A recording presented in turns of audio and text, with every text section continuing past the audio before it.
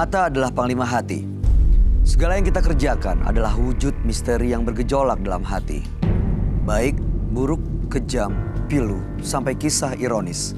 Semua akan kita kuak di sini, menembus mata batin. Di program ini kami akan menghadirkan orang-orang yang masih memiliki konflik dalam hidupnya dan belum terselesaikan hingga detik ini. Dan malam hari ini, bintang tamu yang sudah di samping saya adalah seorang artis cantik yang juga pernah mengalami konflik yang berkaitan dengan mistis. Mehnas Martinez. Selamat malam, Mehnas Martinez. Selamat malam. Terima kasih sekali Mehnas Martinez. Ya, sudah hadir malam hari ini. Kamu pernah punya pengalaman yang berkaitan dengan mistis katanya? Iya, dulu waktu masih zaman muda. Oke, gimana kejadiannya? Kejadiannya simpel aja. Jadi ada satu cowok yang suka, cuman aku nggak suka sama dia. Jadi dia kayak pergi ke orang pinter, kayak gitu-gitulah. Ini di Indonesia kejadiannya? Iya, di Indonesia. Udah di sini kamu waktu itu? Iya. Oke, terus? Ya itu, jadi gejalanya setiap hari tuh menjelang maghrib sampai jam 9 malam itu kepala itu pusingnya tuh nggak lazim gitu loh. Yang berlebihan tuh bertubi-tubi selama 1 bulan lebih. Terus aku tuh berpikir gini, ini kayaknya kok aneh ya, ada yang aneh, ke dokter sampai diperiksa semua komplit nggak ada masalah kan. Oh, secara medis nggak ada masalah apa-apa? Nggak ada. Nah, sedangkan saya kan nggak percaya ya, saya percaya ada dunia baru yang berbeda. Cuman kalau untuk urusan begitu tuh saya tuh kurang kurang percaya dan tahu juga tapi nggak meyakini gitu lah. Setelah itu saya nggak sengaja aja pas lagi kebetulan syuting, kalau kasih syuting di lokasi itu kayak ada ustadz gitu ya, orang pinter. Dia yang bilang sama saya, kamu tuh dikerjain orang gini. Saya masih nggak percaya. Terus abis itu teman saya, udah deh kamu kali ini percaya deh, kamu ikut aku gitu kan. Diajak lah sama temanku, ada si temanku si A itu ngajak aku ke kayak guru spiritualnya gitu. Terus? Nah di situ tuh baru aku tuh tadi masih nggak percaya, tapi dia bilang kalau saya kasih bukti ke kamu percaya nggak gitu. Terus aku bilang buktinya apa? Kamu ngalamin gejala gini, kok bener ya? Bener. Terus? Padahal aku kan nggak pernah cerita. Terus aku pikir ya udah sekarang aku cuma satu, aku pengen sembuh aja. Dan setelah itu ya udah deh aku mau disembuhin gitu. Aku cuma dikasih air, didoa-doain di dalam air itu ya. Terus dia bilang kamu rasakan, insya Allah sih sebelum 1 minggu itu bisa sembuh. Dan itu aku lakuin ternyata memang benar. Sembuh? Di dalam 3 hari aja. Dan kamu nggak tahu orang itu siapa? Nggak tahu tadinya, tapi setelah 2 bulan lebih orang itu ngaku sendiriannya ke aku. Dimaafin? Ya udahlah dimaafin, masa nggak dimaafin. Baik, Mehnas Martinez, kita akan segera ketemu dengan partisipan kita yang pertama dan mudah-mudahan kejadian ini nggak keulang lagi ya. Iya, amin. Berikut ini akan hadir seorang pria yang mengaku telah menyesal karena bersekutu dengan setan untuk mempermudah kehidupannya. Malam hari ini kami akan panggil dia dengan nama samaran. Kami persilahkan Dion.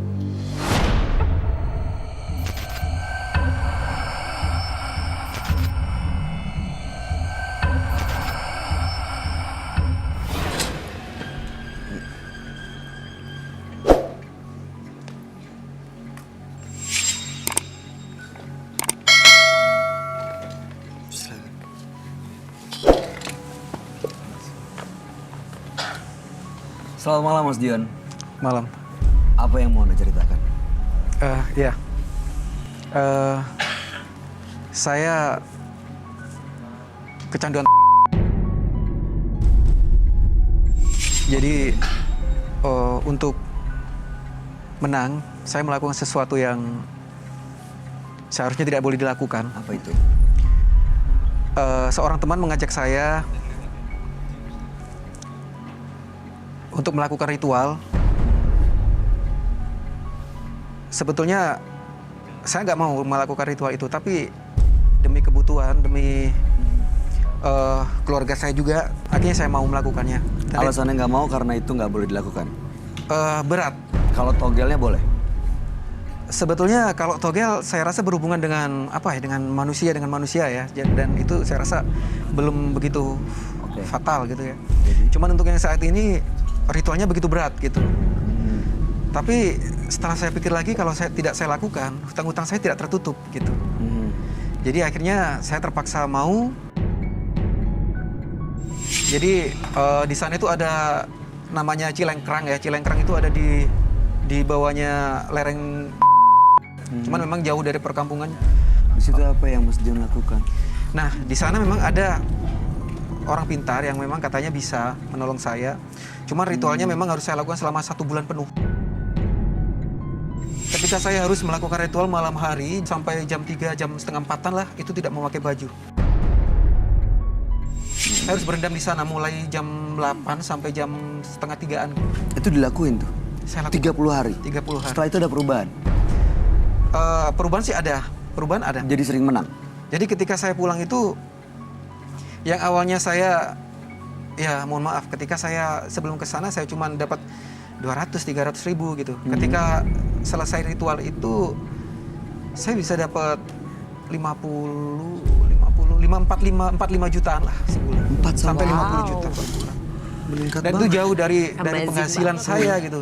Jauh dari penghasilan saya kerja sehari-hari. Oh, kerjaan sehari-hari Iya, apa? saya masih bekerja.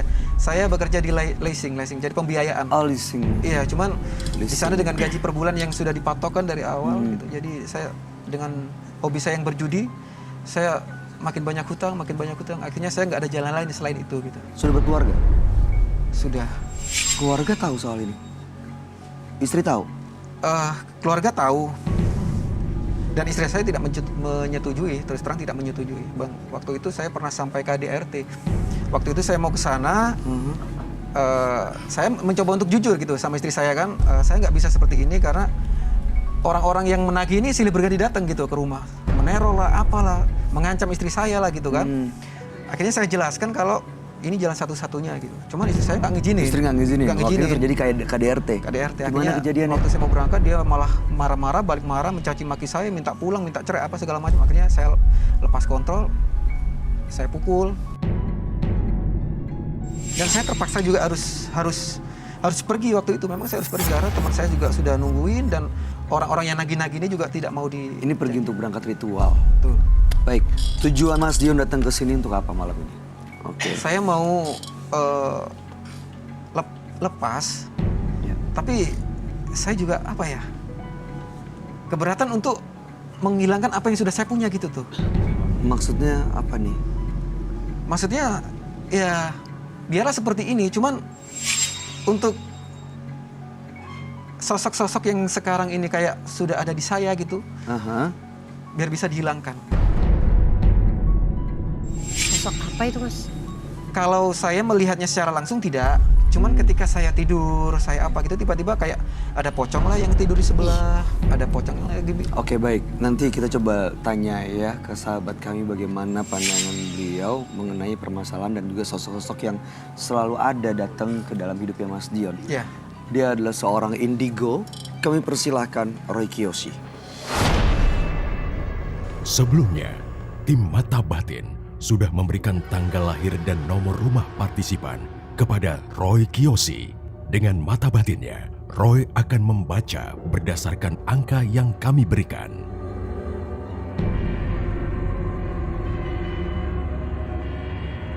Dion, dengan tanggal lahir 15 Agustus 1979 dan mendiami nomor rumah 44. Sosok pria yang sangat egois dan tidak mau berusaha untuk mendapatkan sesuatu yang ia inginkan.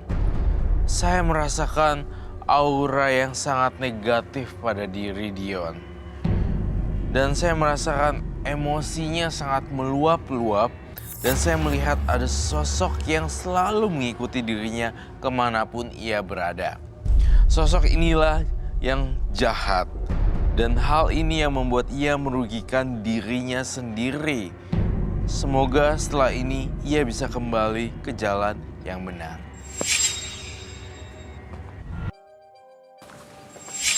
Selamat malam. Selamat malam, Roy.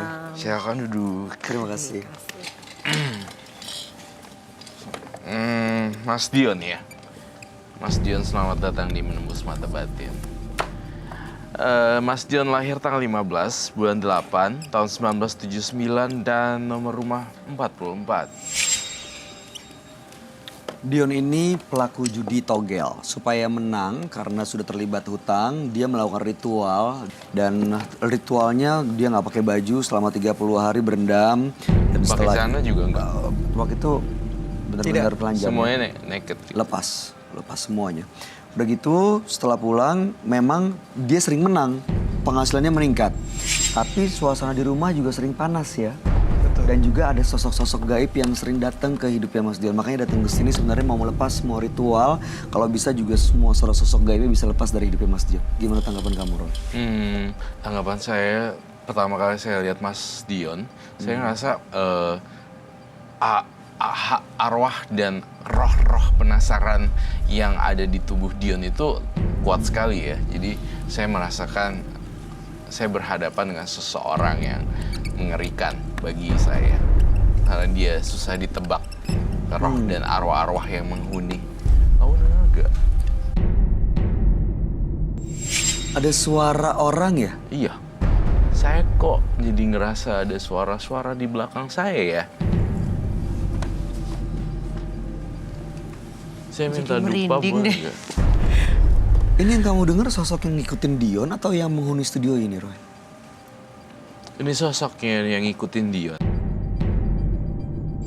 Dia sangat nggak mau diusik gitu. Dion ini juga kelakuannya berubah total ya tampaknya. Saya ngerasa perubahan sebelum semedi atau apa gitu ya. Mungkin dia dulu baik gitu, tapi sekarang jadi pengaruh negatif. Jadinya kayaknya lihat tuh tangannya, kayak pengen gampar orang. Mungkin orang yang terdekatnya itu istrinya kali ya. Iya, istrinya. Yang bisa jadi sasaran untuk Bener, soalnya dia tadi bilang istrinya jadi korban KDRT, dia melakukan itu. Betul ya? dalam Iya. saya tuh dalam mata batin saya juga saya ngelihat gini. Saya ngelihat kamar, terus saya ngelihat di badannya dia. Gak usah sentuh. Kenapa Mas Dion? Gak usah sentuh. Kenapa Mas Gak usah, Dion? dari jauh aja, gak usah sentuh. Saya tadi juga gak salaman kan? Iya, saya nggak menyadari itu sih. Iya. Tapi kenapa? Alasannya ada Gak apa? usah. Oke, Gak apa-apa. baiklah. Saya ngelihat Mas Dion ada salah satu kamar, dan di kamarnya itu ada banyak banget lukisan yang aneh-aneh, dan gambar juga, gambarnya horor sekali. Dan saya ngelihat di sini juga ada penampakan semacam kayak alat kujang atau alat-alat apapun itu. Kris-kris. Iya kayak ya, gitu-gitu. kris-kris. Tapi bentuk krisnya aneh.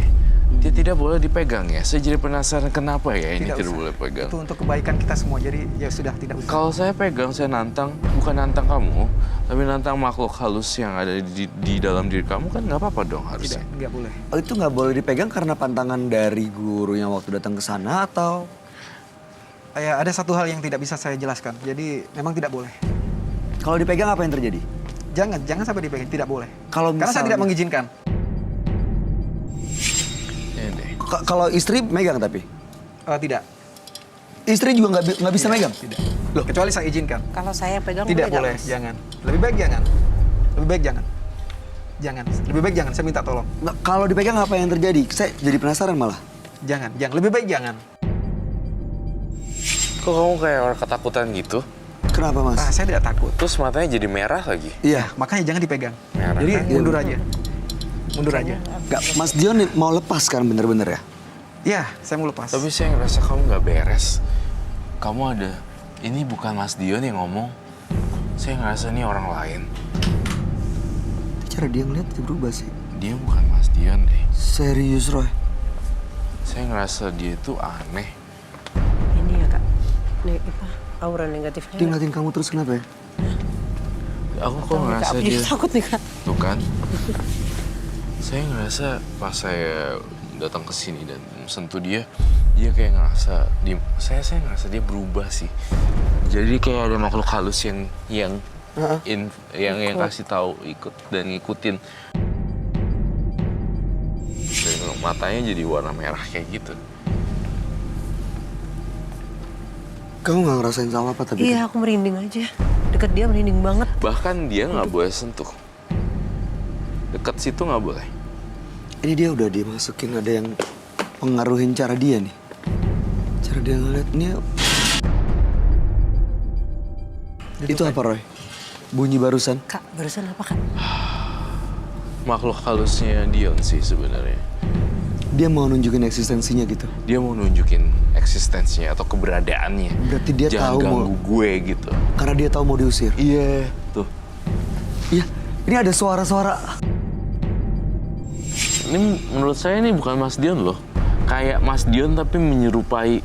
Jadi dia cara ngomongnya tuh ini Jadi aneh. maksudnya Kak Roy makhluk halus cuman menyerupai manusia gitu. Bentuk masuk ke badan dia gitu. Iya. Kayak kerasukan gitu. Kayak kerasukan tapi semi, belum masuk semuanya. Soalnya matanya warnanya merah. Ih, jangan lihat itu dong, serem aduh. Kamu diliatin terus loh, Mas. Ih, kok aku jadi diliatin gitu sih? Aku gambarin sosoknya ya, apa yang aku lihat. Boleh ya? Iya, silakan. Aku lihat sesuatu yang aneh banget. Apa di badannya Dion ya, Roy? Iya. Dia bilang katanya juga suka ada kayak pocong, halus gitu. Oke. Mas Dion. Mas Dion. Mas Dion masih bisa dengar kami nggak? Ya, masih bisa. Kamu tanya dia, Manis. Apa kayak nanya apa? Mas Dion, anaknya sekarang di mana Mas Dion? Anak ada. Ada. Di rumah sama istri. Dibawa ke sini nggak? Ikut? Oke. Tapi anak, maaf ya Mas, mau nanya, anak ngeliat perubahan bapaknya, apa dia ada berasa kok bapak gue jadi begini ya? Anak saya tidak pernah protes. Cuma dia jaga jarak dengan saya. Jadi agak nggak mau, biasanya minta diajarin sesuatu, sekarang nggak mau lagi. Tapi anaknya pernah nggak ngomong kok papa sekarang jadi berubah kayak Enggak. gini? Masa anaknya nggak berasa ya? Mungkin jadi suasananya jadi ketakutan terus anak-anaknya. Iya. Jadi nggak berani ngomong apa-apa sama bapaknya.